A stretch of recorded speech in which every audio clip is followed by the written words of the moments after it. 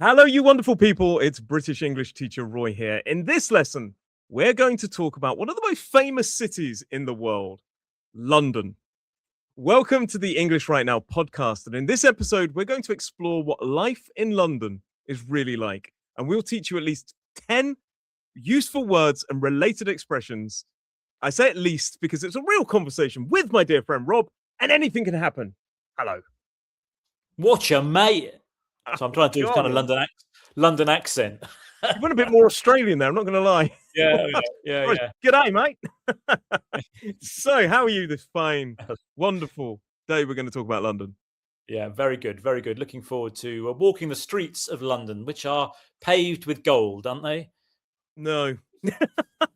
We've both lived. What are they paved with? Usually, they've got paving slabs and bit of something like that, asphalt, tarmac, chewing gum, bird poo. Actually, I'll be honest, the streets of London are relatively clean. They are, in terms of some other places I've been to in my life, the streets are relatively well maintained. I do think London has improved over the years. It's cleaned its act up. The streets are cleaner. The buildings have been, a lot of the old buildings, we have a lot of old buildings, but they've been washed, haven't they? And sandblasted, and they're looking good again. Yeah. I was going to say, since, you said it's improved, is that since you left? You lived in London, didn't you? Yes, I lived in London for, about 15 years, but I've visited London I've always lived close to London, so I've visited many times. Yeah. I lived in London, I think, don't know if it was 15. I can't even remember when I moved and when I left. But I lived in London for a very long time. I lived in Crystal Palace, just next to Crystal Palace. That was the first place. Then I moved to Northfields, which is close to Ealing. So I moved southeast to west, and then I moved back to Greenwich. So I've lived in several locations. Yeah. What's your favourite place in London? Do you have a favourite place in terms of the boroughs, maybe? Yeah, well, I mean, there's lots. I mean, I like Greenwich, the borough of Greenwich to the east, where you lived, because it's by the river, of course. Greenwich has a great maritime history, lots of things to go and visit. It's got a fantastic park as well on a hill. So if you go to the top of the park, to the top of the hill, you get a beautiful view over London anyway. So that's Greenwich, I really like. And I like the river in general, anywhere near the river. So there's the south bank of the river, south side of the river, in the centre of London. And I love that because, again, you get great views of all the buildings and fantastic, skyline of London, but you get a bit of space because of the river. Yeah. And it's important we say a borough, that's a key piece of vocabulary, a local administrative district in London. And London has 32 boroughs. Can you name them? Well, I've got all day. I mean, the one I used to live in, I used to live in the borough of Newham, and also Tower Hamlets, again, to the east. Tower Hamlets a borough? Or is it part of... Tower Hamlets is a borough, yeah. Is it? Greenwich, Ealing. Ealing. There's the Wandsworth. There's Southwark. Oh, you're good. You're better than I imagine. I'm going to stop you there. Anyway, there's lots. 32s. But we're talking about Greater London, which is the big area of London. But London, it's when you think of London as a tourist, that's the centre of London, which is kind of split Central into London, three bits. You've got the City of London, the financial area. You've got the West End, all the theatres are, and then you've got Westminster, which is where the political area is. This is really fascinating because people talk about the City of London, and actually the City of London is a relatively small area, really small. Not many people live there because London is a city of two cities, or city of cities, because you have the City of London, you have the City of Westminster, where most of the major stuff is, and then you have all the boroughs around it. We call Greater London. So it's one of those pub quiz kind of facts that people go, how many people live in the City of London? It's about 10. I can't remember the number, but it's not many at all. That's the sort of financial office district. It's got its own police force, hasn't it? I mean, this is the mayor as well. And a mayor as well. This is the most historic part of London. It's got some of the oldest buildings, but actually it's got some of the most modern buildings as well, because they've got some new huge skyscrapers built in the City of London. But if you go there at the weekend, you'll think, it's very quiet London, isn't it? It's because most of the office workers are not working. Yeah. And, I think London's got a phenomenal public transport network. We're not going to get into the price because that's London prices, but fundamentally you've got the tube, which is London's underground trains. I used to take the tube to work every day, and I think at some point I fell out of love with the tube because at first it's like, oh, mind the gap, getting excited, and then after a while it's like, oh. It's like I always used to refer to it as the world's worst roller coaster. No, I mean, especially in the rush hour when everyone's going to and from work, it's an absolute nightmare because it's busy, it's packed, it's noisy down there as well. And however, it's probably the quickest way of getting around London, other than cycling, which I'm a big fan of. But we have a great tube network though for getting out to the suburbs and getting into the centre of London. It's probably the quickest option. So the tube was a key piece of vocabulary. So was rush hour, which is the busiest time of day for transport, usually when people are going to or leaving work. And the tube it's during rush hour. I mean, I think it's changed a bit since recent world events. But in the past, rush hour on the tube was horrific. It was like the tube was rammed. Like it's just it's awful. And you just and it's hot. Some of the tubes, the lines are really hot. Feels like it's in the bowels of hell. And you're going down. The tube train, because of the nature of it going through a tube, they're quite small, those trains, aren't they? However, I'm very excited by our new line, the Elizabeth line, which goes from east to west, right to the middle of London. They're new trains, they're bigger trains, they're air-conditioned. And they're quite fun to travel on and a very quick way of getting across London. Yeah. I think one of the most important things to say as well is the reason like that new line, the Elizabeth line, is relatively new, about 10 years old, is it? 5 years old, maybe? Five, yeah. Yeah. But some of the network that was built, some of the really, the Northern line, the Bakerloo line, especially, is it Bakerloo, isn't it? Yeah, Bakerloo line. We're talking, they're well over 100 and something years old. Is it 150 years old, the network, something like this? Yeah, amazing, isn't it? That blows my mind. But anyway, I think if you come to London, you can't avoid using the tube. It's an extensive network, and it's the easiest way to get around town, mainly. But we have buses. You can avoid it. You can avoid it, but I think it's detrimental to your experience if you do. You're right. You've got double-decker buses. Double-decker buses is where they've got 2 floors. So you've got like a first floor and a second floor of the bus, and you get on. You get red double-decker buses and black cabs. So black cabs, your traditional black London cab. Cab is a slang term for taxi, and they are very expensive. And the bus often gets stuck in traffic, even though we have designated bus lanes. Yeah, I know. And the other options I've mentioned, you can cycle, take your own bike, you can rent bikes very easily. Or, I think to see a lot of the sights of London, you can walk around London, can't you? Yeah, you can. I mean, I like walking. So I walked recently. We went up to London and I decided to walk from one side of London to the other side of London. It was horrific. But I used to walk home. So I would walk from central London to Greenwich. Wow. Yeah. It's because it's a beautiful walk. It's like really nice. You're going down the river, most of it, and it's just lovely to see. And you get to see the skyline. So skyline is a fancy word for the sort of horizon, the outline of the buildings seen against the sky. What's your, you talk about the skyline. It's quite amazing, isn't it? Oh, it's changed so much since the days when I lived there.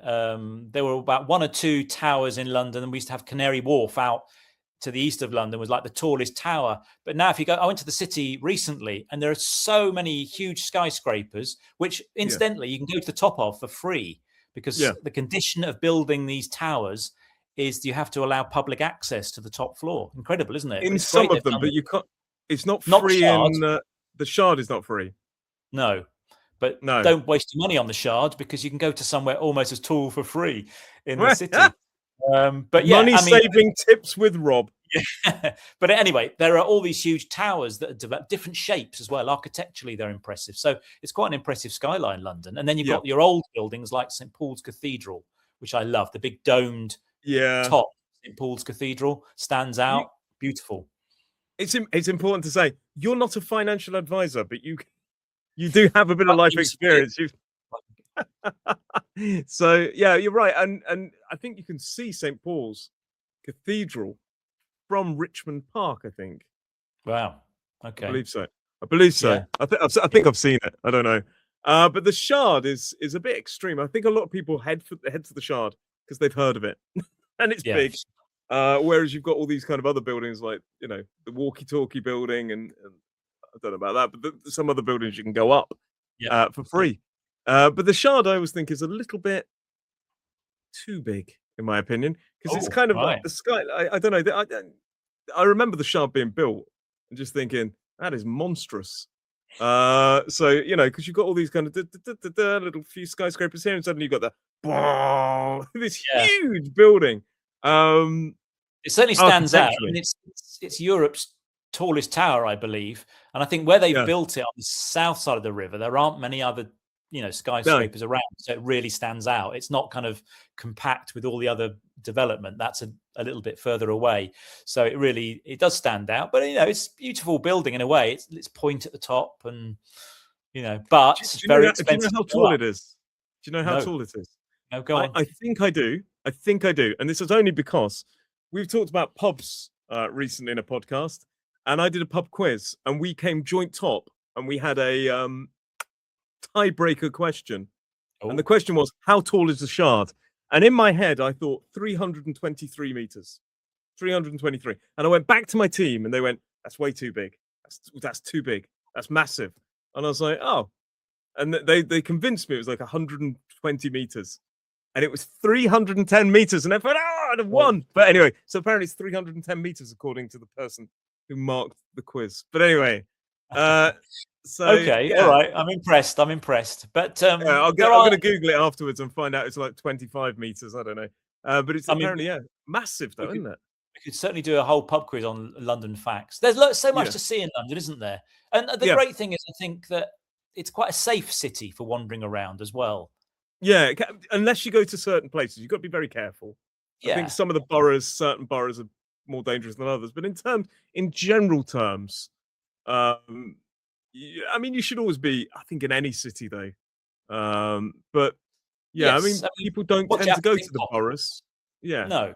Yeah, watch out for your pickpockets and all the usual kind of risks. But generally speaking, you can walk around, the centre of London, even at night. Centre. And I think it's quite. Yeah, I think you can say it's fairly safe. Yeah, in comparison to some places that I've been in my life, I must admit.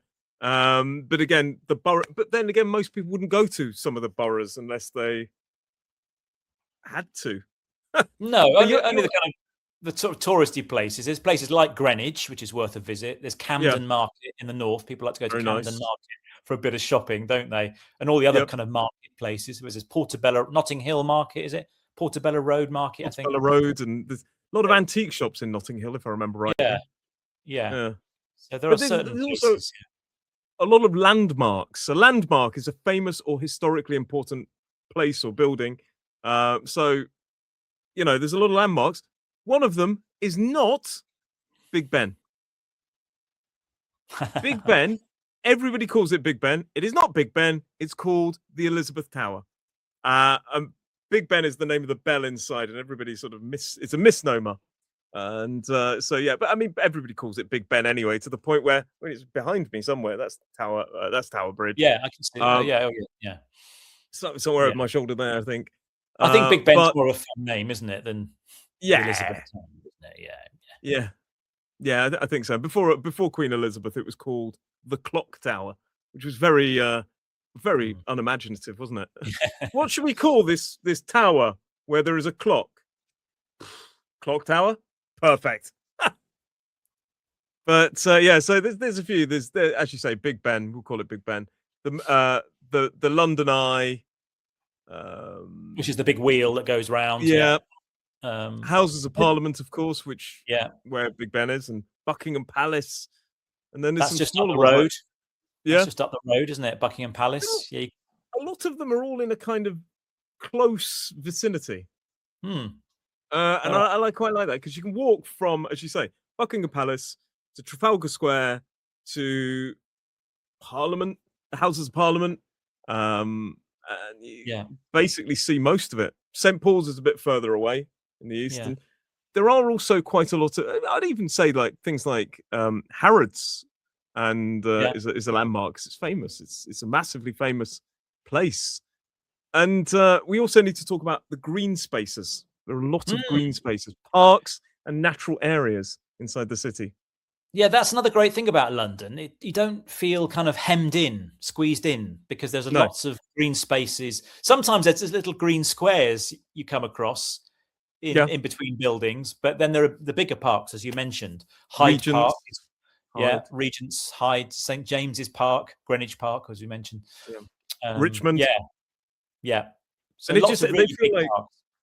I think it's because the Victorians like their parks, so they built green spaces because they felt it was good for people, and they're right. That's one of my favorite things about London. But I used to commute. A commuter is someone who travels regularly between home and work. I used to commute into London. A lot of people, as they get a bit older, they start to live in, well, not older, but they get a bit more established. They get families and things like this. They move out to places like Kent, where you are, and Essex sometimes, and Surrey, and they live in the kind of outskirts or even further afield in other counties, and then they commute in. But the commute that's because London is so expensive to live in, isn't it? Central London is very expensive. A lot of reasons why people don't live in London, live outside London. When you start to think about children and because then you need more rooms and more space and bigger houses, and it gets a bit intense. But what is your favorite thing about London? Well, I said the river. I mentioned the river before. I do the like river. Sorry, I've asked. The River Thames is great because I don't know. It's just a bit of open space. With all the city around you, and it's a nice place to walk. The parks are great. Oh, and the other thing I quite like about London is a lot of free museums. We've got a lot of museums. Oh yeah. The Natural History Museum, for example, the Science Museum, Victoria and Albert. I'm just listing them now, aren't I? The Museum of London, all free museums, but really good museums. Welcome to Rob's list of London museums. Yeah, no, they're right. The Natural History Museum, I love it. Free, and it's phenomenal. But a lot of people, they go there for the shopping. You get the High Street, Oxford Street, ridiculously busy. But I think the thing I love about London is it's a global city in the sense it's got an important role in international business, culture, and politics. But it's also really a multicultural city. You can dine out in restaurants from all over the world. You can start off in the morning with Italian and move through the day, through the world. You can travel the world in a week in terms of cuisine. Obviously, it's not the same, I imagine. And then you can meet people from all over the world. It's a bit of a melting pot, everything coming together. Yeah, absolutely. No, that I do like that. I went, in fun enough, a few weeks ago, I went to a place called Brick Lane, again in the east of London. It's a heart of the sort of Bangladeshi community, and there are loads of curry houses. You could try all different curries. Really nice area down there. That's just one example. But I do like the multiculturalism of London. It's fantastic. Yeah, I do. I think it gives it a very... I said it's an incredible city, really, and I've lived in it, and I still visit it, and there's still so much more to do. And what was the saying that if you're tired of London, you're tired of life, or something? That's it. Pepys, wasn't it? I think it was that. Yeah. Samuel Pepys in his diary. I maybe I did get tired of life then, because I did get tired of London at one point. Because it is very lively, which I think is a positive adjective. Place that feels energetic and full of activity, but sometimes it can be a bit overwhelming with all the hustle and bustle, which is the movement and activity. It can be a bit overwhelming, and I think it can be quite an intense city. I think it's a difficult city to meet people if you're not careful, unless make friends and things like that, dating as well. if you live in one borough and I live in another borough, it's like because you often have to go in to come out. Yes. So Yeah. you live in North London, I live in South London. It's hard. Yes. It's like a long distance relationship if you meet somebody from there that it's tough. Yeah. That's true. It does take a long time to go from one side of the city to the other. It can do, yeah. Like an hour, isn't it? That's An hour and a bit sometimes. Yeah. Yeah. I remember from Ealing to Greenwich, my best mate used to live in Greenwich, and it would take an hour and a half roughly to get from Ealing to Greenwich. That's insane because they're both in Zone 3. That's another thing. Zones. London split into zones. We could talk about that. We'll have to do a whole episode on the tube, the history of the tube, and then learn actually when the dates were there. But I love London, but I think I love London now. Would you live in London again? I don't think I would. No. No. I prefer. I mean, see, I'm more of a country boy, so I do like the countryside. So I love to visit London, but I do like that feeling of escaping the crowds and getting out to the countryside. It's like that joke that people make. The best thing about a place is the train station, so I can leave.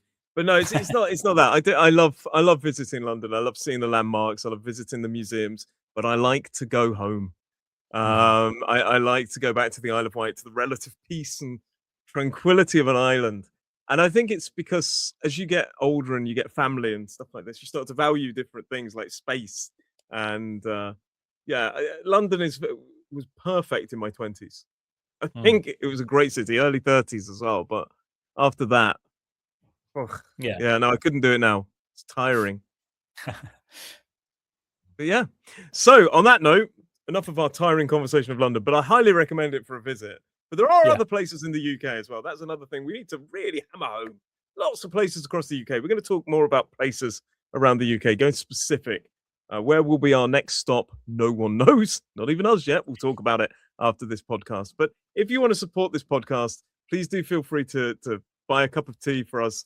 The link is down below. But Rob, I want to say thank you very much for this wonderful trip down memory lane of London.